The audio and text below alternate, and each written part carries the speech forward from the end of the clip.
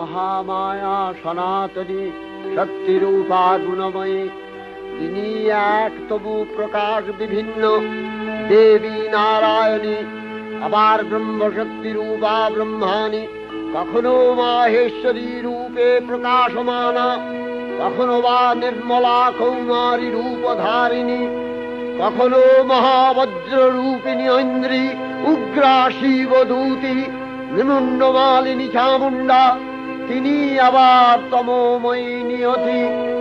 এই সর্বপ্রকাশমানা মহাশক্তি পরমা প্রকৃতির আবির্ভাব হবে সপ্তলোক, তাই আনন্দমগ্ন।